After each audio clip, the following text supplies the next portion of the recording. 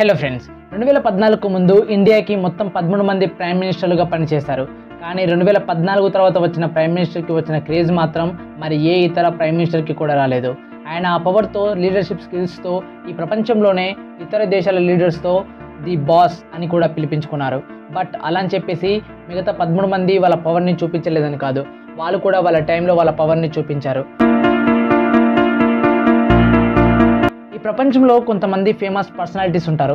వాళ్ళని మనం ఇష్టపడొచ్చు, లేదంటే ద్వేషించవచ్చు, బట్ ఇగ్నోర్ మాత్రం అస్సలు చేయలేం. ఇలా ఇగ్నోర్ చేయలేని ఒక పర్సనాలిటీయే నరేంద్ర మోడీ గారు, the present Indian prime minister.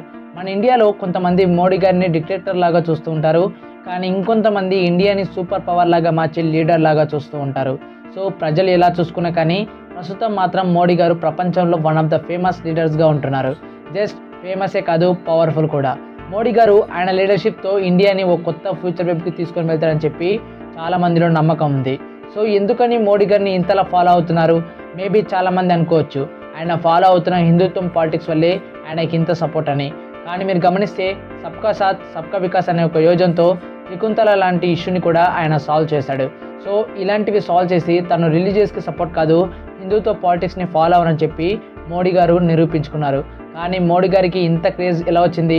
ఎందుకని మోడీ గారి పైన మన ఇండియన్స్ అంత ఎక్స్పెక్టేషన్స్ పెట్టుకున్నారు? అండ్ ఎలా మోడీ గారు ప్రపంచంలోనే ఫేమస్ లీడర్గా ఎదిగారు? వీటన్నింటికి సంబంధించిన విషయాలు ఈ ఎపిసోడ్లో తెలుసుకుందాం. ముందుగా మీకు ఒక విషయం చెప్పాలనుకుంటున్నా. నేను మోడీ గారి సపోర్టర్ని అయితే కాదు, అలా అని చెప్పి హేటర్ని కూడా కాదు, జస్ట్ ఒక అబ్జర్వర్ని మాత్రమే. అసలు టాపిక్కి వస్తే ముందుగా మోడీ గారి కంటే ముందు ఇండియాలో లీడర్షిప్ ఎలా ఉండేదో ఒకసారి చూద్దాం.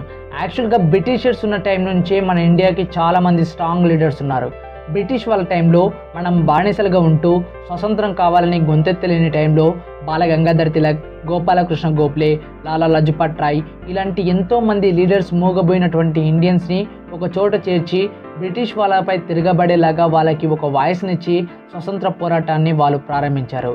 అండ్ వీళ్ళతో పాటు ఒకవైపు సుభాష్ చంద్రబోస్ గారు యుద్ధం చేస్తూ ఉంటే, ఇంకోవైపు మహాత్మా గాంధీ గారు అహింసతో బ్రిటిష్ వారిని ముప్పు తిప్పలు పెట్టి ఇండియాకి స్వతంత్రాన్ని తీసుకువచ్చారు.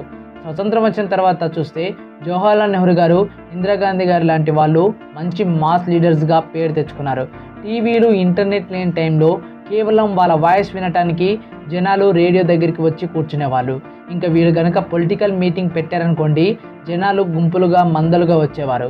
ఇక వీళ్ళ లీడర్షిప్ విషయాల దగ్గరికి వస్తే లాల్ బహదూర్ శాస్త్రి గారు తన శ్రమకి, తన కామన్ మ్యాన్ ఇమేజ్కి చాలా ఫేమస్.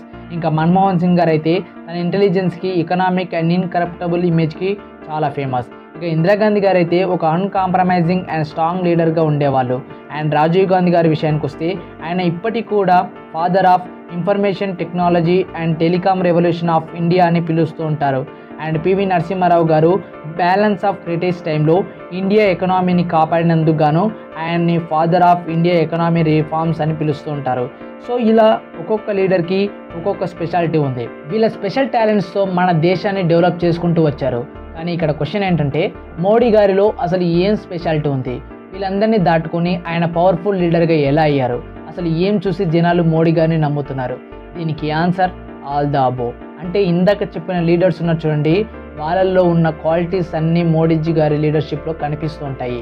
ఎస్, మీరు కనుక మోడీ గారి లీడర్షిప్ని అబ్జర్వ్ చేస్తే నేను చెప్పిన క్వాలిటీస్లో ఏదో ఒక స్టేజ్లో ఖచ్చితంగా ఆయన కనిపించే ఉంటారు. కానీ మోడీజీ గారు అసలు ఎలా వేరే లీడర్స్ కన్నా డిఫరెంట్, అసలు ఎలా అతని క్వాలిటీస్ షాకేజ్ చేసుకున్నారో ఇప్పుడు ఒకసారి చూద్దాం.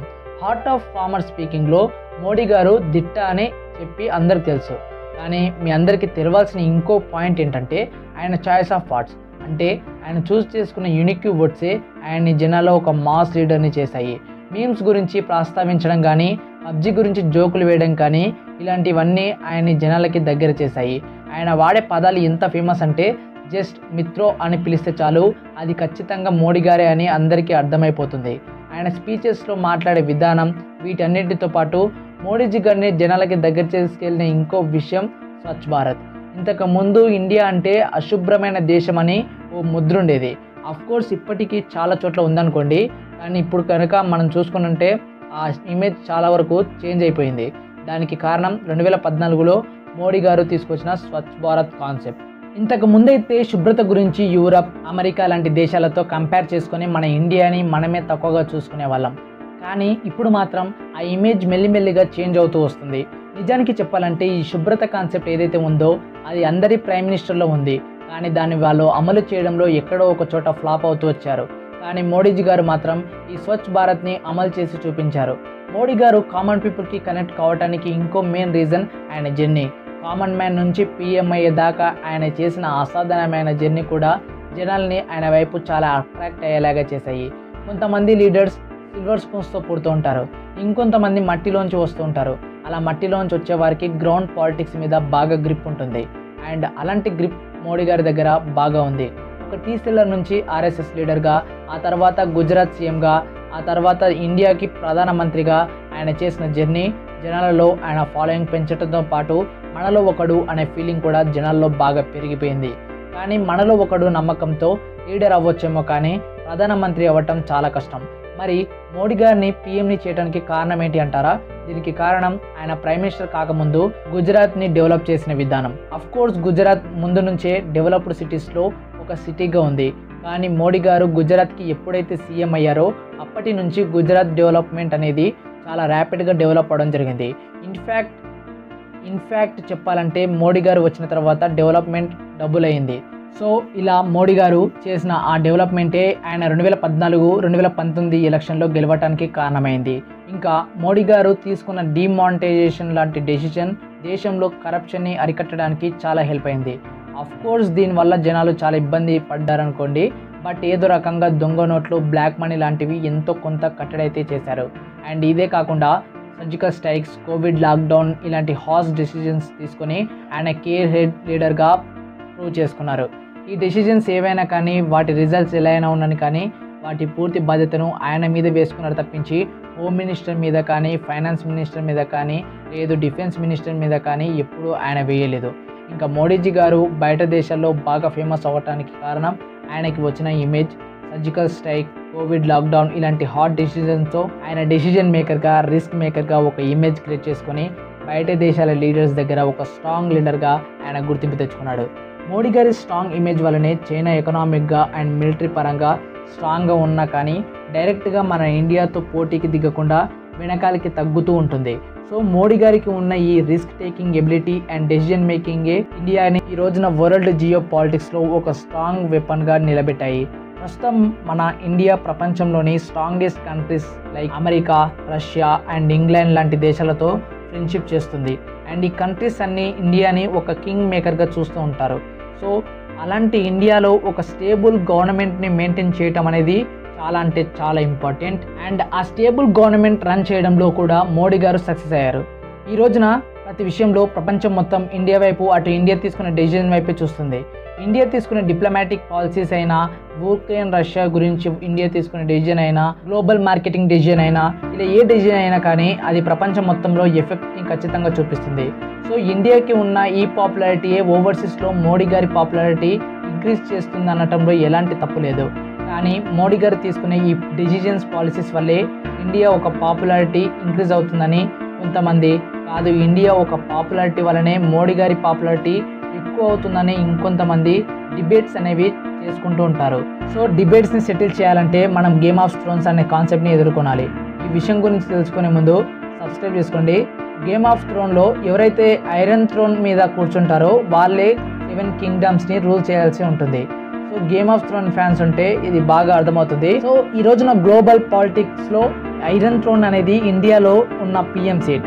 దాంట్లో ఎవరు కూర్చుంటే వాళ్ళు గ్లోబల్ పాలిటిక్స్ని డామినేట్ చేసే లీడర్గా ఉంటారు. కానీ ఐరన్ థ్రోన్ మీద కూర్చోవటం, దాన్ని నిలబెట్టుకోవటం ఎంత కష్టమో స్పెషల్గా చెప్పాల్సిన అవసరం లేదని అనుకుంటున్నాను. సో ఇండియన్ పిఎం సీట్ అని థ్రోన్ని నిలబెట్టుకోవడంలో మోడీ గారు క్యాపబిలిటీస్, పాలసీస్ చాలా అంటే చాలా కీ రోల్ ప్లే చేశాయి.